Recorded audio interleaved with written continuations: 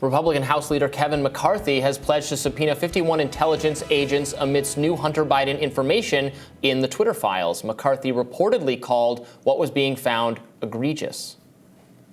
Hunter Biden, for his part, could sue Fox News, Eric Trump, the former New York City mayor, and Rudy Giuliani, according to a Washington Post report published over the weekend. The Post reports that Hunter Biden's friend and lawyer, Kevin Morris, suggested, quote, it was crucial for Hunter Biden's camp to be more aggressive. Joining us now to weigh in is Democratic strategist Amisha Cross. So this is Hunter Biden's strategy, I guess, and I'm reading this article. It sounds like he didn't actually participate in this call. He just left his lawyers to come up with a strategy to on his behalf. And their strategy is to file essentially defamation lawsuits against Rudy Giuliani, Eric Trump, some other people. I don't know that I feel very strongly like that's going to pan out. Or, I mean, that could make it more, or that could at least play into the idea that the Hunter Biden side or the Democratic side is trying to suppress information from, suing people for speaking out about this. Seems kind of self-defeating to me. I disagree on that. I think that when you have somebody who, and Rudy Giuliani shouldn't be chasing after anybody, considering the length at which any credibility he had is gone now. You have an individual who continually has been chased down by the Republican Party for so many unfair and God knows what things. These whole Twitter files are not anything other than Republicans basically chasing their tails, trying to find something against Hunter Biden. It's frustrating because in a nation where the opioid epidemic, where drug use has increased precipitously over the past 3-4 decades, the idea that they would continue to chase this man who has certifiable issues when it comes to his own health and his use of illicit drugs over time, to basically try to showcase him in pornographic positions and things like that. These Twitter files were a joke. Well, I don't care. They were a joke. I don't care about any of that, obviously, but it looks clear to me from the reporting done by the New York Post and confirmed by other media outlets that he was trying to leverage his position as a Biden. He was trying to peddle influence abroad, et cetera. There are still questions about how successful that was. Maybe Joe Biden didn't do anything, didn't participate in it at all. Fine. But to me, it looks like more than just porn and drug use, which I agree with you, I don't really care about. But he was trying to sell his influence. The smoking gun that Republicans are looking for is essentially a quid pro quo, a statement of sorts, or something that showcases that Joe Biden himself was in agreement here and was a part of this. That is not in these Twitter files whatsoever. It's just not there. Well, yeah, we don't have that. But, the Twitter files are about revealing how and why people at Twitter and at the behest, perhaps, of law enforcement took very dramatic effort to hide this story from public view. If it's not damning, and I think that's a fair take to have, that actually the information was not particularly damaging for the Biden campaign, but they made it seem damaging because they tried to stop you from looking at it. How many political parties or those who are running for office have called on social media to, quite frankly, leverage their image? Mm-hmm. It has happened on both sides and the libertarian side as well. This is nothing that is new to social media. This is nothing that is new to the internet. So the fact that it is getting blown up in this sense, like it is something that is out of the ordinary, is quite frankly frustrating. It's also misleading because everyone does it. You want your best foot forward. You want your best image out there. It was not a suppression. It was a call from somebody or a conversation from somebody who was not currently in office at all. Again, this was a campaign call from somebody who was not a sitting president, for somebody who was not a U.S. senator. So it's not leveraging any type of quelling of First Amendment rights or suppression in the sense that this argument is often being held, because it doesn't meet that standard. But does that satisfy you, the idea that, the Trump campaign, if they were as well connected, or that everyone on both sides of the political aisle will try to get social media to censor, and also that, they're all kind of peddling influence, et cetera. They're all, the Trump family doesn't ever come off looking particularly spotless. Is that a satisfying answer from your standpoint? I mean, I agree with Amisha that there has not yet been, from my point of view, a smoking gun of anything except elite class solidarity between people who are highly educated. And the First Amendment violation that we were promised has not materialized, promised by Elon Musk. And I will say, even the idea that Hunter Biden might sue Fox News, sue the Trumps. I mean, Robbie, I'm curious if you agree with me, but to me that really suggests that President Biden is not worried that in the discovery portion of this lawsuit, that something incriminating him is going to come out.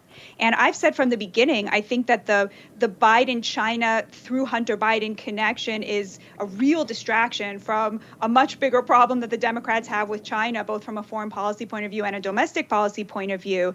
But to me, obviously Hunter Biden would not be pursuing a defamation lawsuit without his father's permission, without his father's green light. I don't think. It's very hard to imagine. And in that sense, the fact that President Biden would have allowed him to proceed. I mean, discovery is brutal, right? Everything is going to come out if he proceeds with this. Now, from Hunter Biden's point of view, we've all seen his junk, right? Like it's, there's not much more that he could possibly have to hide. But I think the crucial thing here is that President Biden does not seem at this point, from the information we have, worried about what might come out in discovery.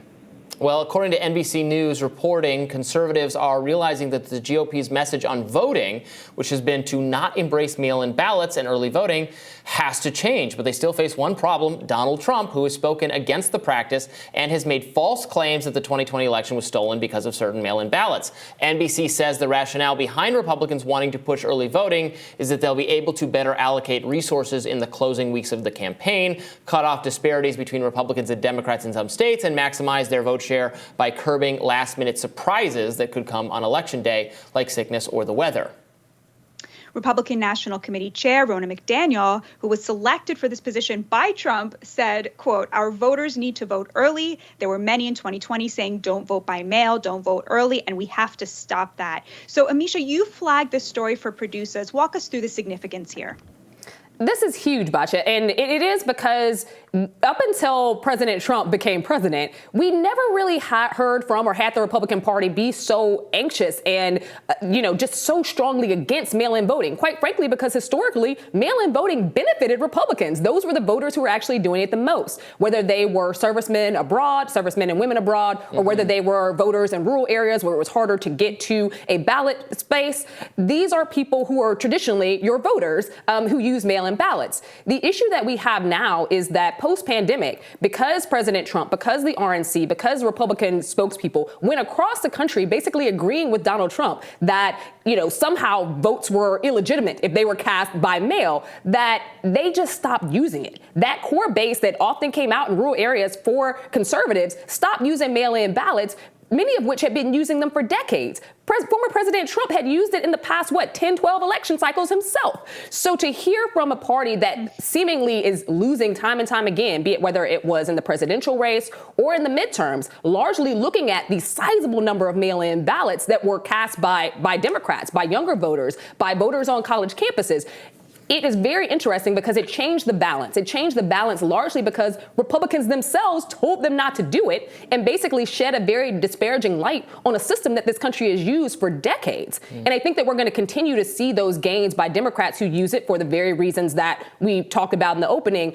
be it because the weather is bad. The weather was horrible in Atlanta on midterm election day just a week ago. Saw it. I was actually in Nashville. You couldn't see your hand before your face. Darkness, rain, you name it. All of it happened at the same time. That typically keeps voters in. But a lot of people voted early and a lot of people mailed in their ballots. We have to make sure that we are being serious and strategic about how we talk about opening our democracy to more people, but also shunning those ideas that, like the idea that mail-in ballots are somehow a force against voting, somehow a force against our democracy, because it's quite frankly untrue. But the Republicans have a hard time running against it because, quite frankly, Donald Trump still has a really strong hold on the party, and they don't want to shut him down. Some do, Misha, but they're afraid to try. Right. What I love about what you just said is that, somebody on the Democratic side could so easily have said, oh, yeah, Republicans. Yeah, you're right.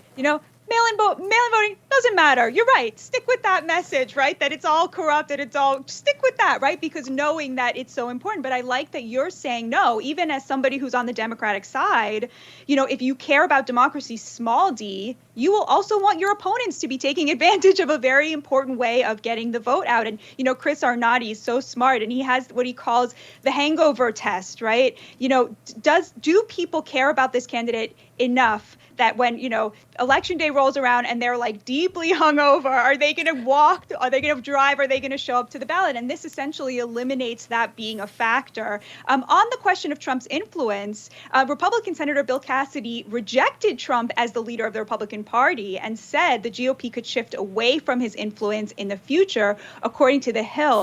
So, Amisha, I think I a little bit disagree with you about I really do think that dinner with Nick Fuentes was a turning point. And I'm not one who has said that before, like, oh, Trump will never recover from this. But that really does seem to me to have, that and the sort of the repeated losses down ballot. I really do feel that there's like a real shift happening at this point. What do you think, Robbie? I don't know. I've said that before. Yes, I do feel that a real shift is happening, but I don't, look, it's going to be. A shift is happening, but it's not going to be easy. Really, the big thing is that there's a plausible alternative to Trump in the form of Ron DeSantis. So there is a figure, there's a person for everyone frustrated with Trump but still part of the Republican coalition to channel all their energy, their strength into. So that does make things different. But we're still going to run up against a lot of other factors, including how many other people decide to get into this race for president. If it ends up fracturing the anti-Trump vote in the same way it did in 2016, you could still see an exact repeat of 2016. So I think it's far too early to say that this is the end of Trump or we're seeing the demise of him as a plausible Republican leader. But we are seeing movement, that's clear. But let's all hold our horses here. That's my view. So we'll have more rising after this. Stay with us.